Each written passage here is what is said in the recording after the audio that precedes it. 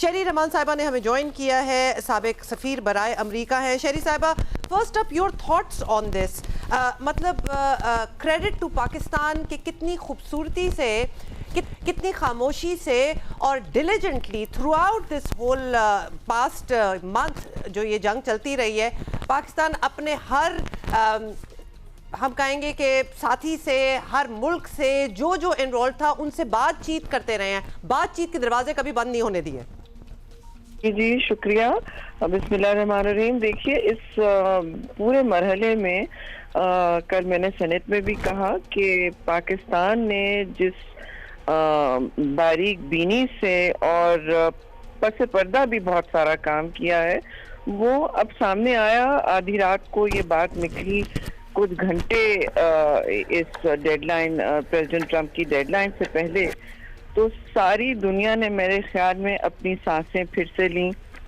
Everybody exhaled, और क्योंकि सबकी सांस रुकी हुई थी और पाकिस्तान ने जी पूरी कोशिश की कि जहन्नुम के दहाने से पूरी दुनिया को, मैं सिर्फ खित्ते को नहीं कह रही बट पूरी दुनिया को वापस लेकर आए हैं। क्योंकि खुदा ना खास्ता अगर ये हालात एक ही नहज में बढ़ते तो फिर बढ़ते ही चले जाते और इसका फिर कोई एंड नहीं था और बहुत बुरे नतायज होते और तबाहकुन नतायज होते। बहुत सारी बातें होनी थी जो कहनी भी नहीं चाहिए। तो मैं समझती हूँ पाकिस्तान ने अपना बहुत एहसन और ऐसा किरदार अदा किया है कि सारी दुनिया सराह रही है और ये संगे मील है सफारतकारी में। लेकिन आप जो बात कर रहे थे जंगबंदी की, वो भी सामने है कि देखिए ये हमेशा एक फ्रैजाइल और ऐसी चीज होती है जिसमें मीन में आती हैं, ऊंच नीच होती हैं, शुरू में, कभी बीच में और आखिर में भी। लेकिन मज़ाकरात का अमल रुकना नहीं चाहिए क्योंकि यही एक वाहिद रास्ता है। अच्छा शेरी साहब, आपको क्या लगता है पाकिस्तान की तरफ से जो वज़ीर आज़म पाकिस्तान ने जो पैगाम दिया, जिसके बाद अमेरिका और फिर ईरान की तरफ से भी ज़ाहिर है अनाउंसमेंट की गई, उसकी तायीद की गई और उसमें क्लियर कट लेबनान का जिक्र था। उसके बाद जेडी वेंस कहते हैं कि there has been a misunderstanding. आपको क्या लगता है, क्योंकि बाज़ तज्ज़ियाकारों की ये भी राय है कि इन अनाउंसमेंट्स के बाद बेंजामिन नेतन्याहू ने अमेरिका को मजबूर किया कि नहीं, we are not backing off from Lebanon now at this stage?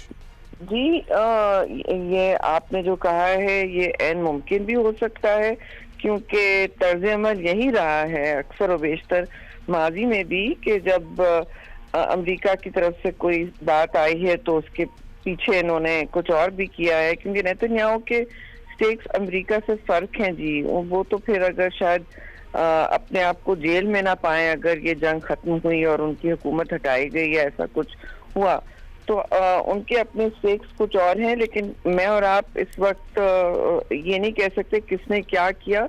हो सकता है कोई मिसअंडरस्टैंडिंग भी हुई हो, मिसअंडरस्टैंडिंग, मिसकम्युनिकेशन, क्योंकि इसमें बहुत आगे पीछे और एक कंप्रेस टाइम विंडो में बात होती है। लेकिन मेरा ख्याल है कि ऐसा होता भी है जी सीज फायर में शुरू में खास तौर से, और हमें ये भी देखना पड़ेगा कि मुज़ाकरात में ये कितना अपने दोनों साइड थोड़ी सी क्लैरिटी ला सकते हैं। और जाहिर है मुज़ाकरात का मतलब एक ही होता है जी कि दोनों अगर मैक्सिमलिस्ट पोजीशंस पे आए तो फिर तो मुज़ाकरात होना मुश्किल हो जाता है। एक बीच का रास्ता, दरमियानी रास्ता और कोर पॉइंट्स पे उनको बात करनी पड़ेगी। Let's talk about शेरी साहिबा the core points जो आप मेंशन भी कर रही हैं, because the 10 points that have been given by Iran, उनमें पॉइंट्स ऐसे हैं which were always contentious।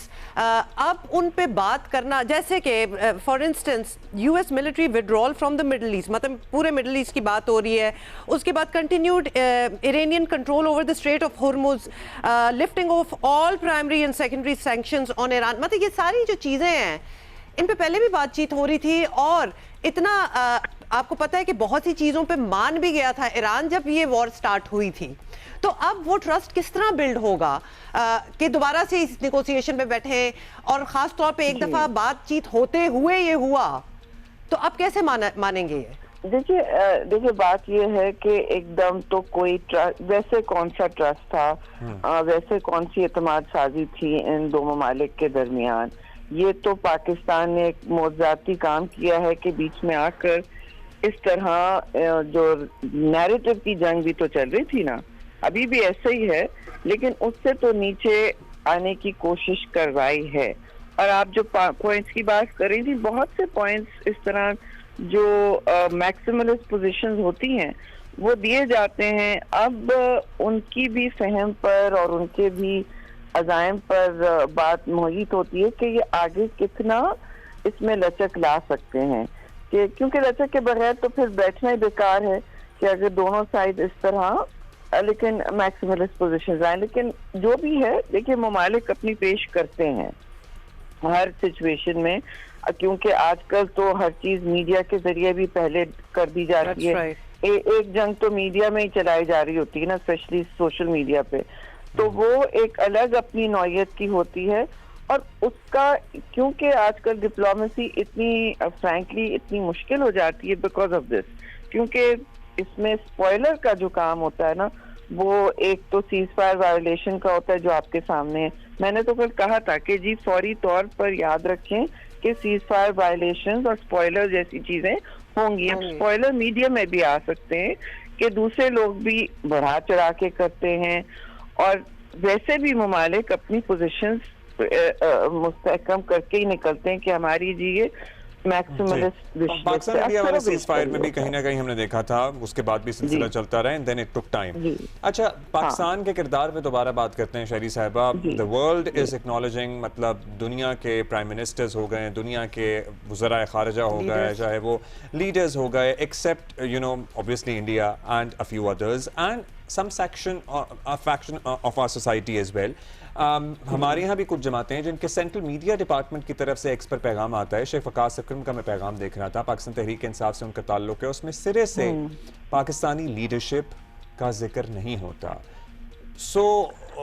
हम यहाँ क्या समझें कि हमारे अपने इंटरनल पॉलिटिकल इख्तलाफात इस नहज पे पहुंच गए हैं कि we are not even willing to accept के this is nothing short of a miracle जो पाकिस्तान की बदौलत हुआ है। और कुछ तो चीजें शहरी साहिबा नेशनल इंटरेस्ट की होती हैं, उसमें बाकी पॉलिटिक्स असाइड कुछ चीजों को तो सराहा जाना चाहिए। आपने जिक्र किया, वहां पे इसके अलावा भी बहुत कुछ है, certainly we would not like to mention it here.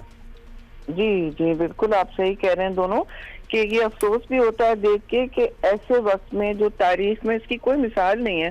Frankly आप अगर देखें तो तारीख में इसकी कोई मिसाल नहीं है इस तरह की सालसी जो इतने इंतहा के वक्त पर, एक्सट्रीम मोमेंट पर की गई हो, और इतने मुश्किल हालात में जब दूरियां कहाँ तक पहुंच गई थी और सारी दुनिया अब सोच रही थी कि आगे कहाँ, अब इससे आगे तो बहुत ही ज्यादा मैं समझती हूँ एक कैटास्ट्रॉफिक दुनिया ही आपके सामने आती ना।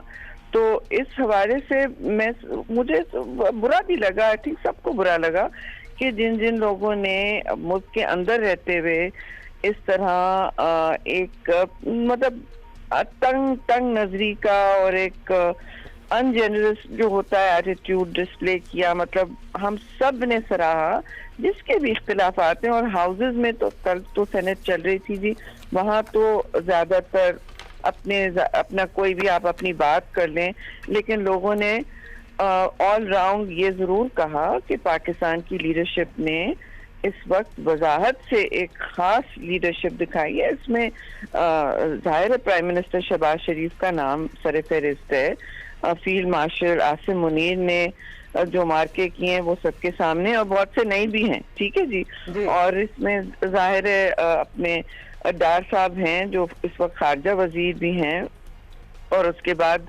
प्रेसिडेंट, मैंने तो जाहिर है प्रेसिडेंट जरदारी साहब का भी क्या, क्योंकि मैं उनका भी किरदार पस पर्दा देख रही थी, बिलावल साहब ने भी बहुत सारी मीटिंग्स अटेंड की, entire foreign office everyone was, देखिए सब सराह रहे थे कल। तो जो लोग इस वक्त नहीं चाहते हैं, या बाहर के ममालिक, तो खास तौर से आपको पता है 2 ममालिक और आपके हमसाये के में तो भारत में तो बहुत ही एक अजीब व गरीब कैफियत थी कल, सफ़े मातम भी लग जाती है वहाँ फौरन।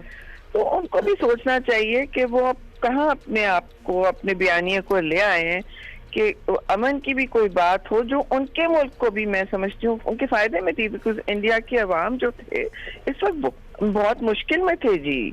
बिल्कुल शहरी सख्त साहिबा, शदीद और मुश्किल में एक्चुअली थे। अगर आप देखें तो थोड़ी सी सेंस उधर भी है, क्योंकि वो वहाँ भी क्वेश्चन कर रहे हैं। ऑफ कोर्स बहुत मातम भी हो रहा है, लेकिन वहाँ सवाल भी उठ रहे हैं कि व्हाट इज देयर जी। Government doing. शहरी रहमान साहब, बहुत थैंक यू शुक्रिया सो मच आपका, फॉर योर शहरी टाइम।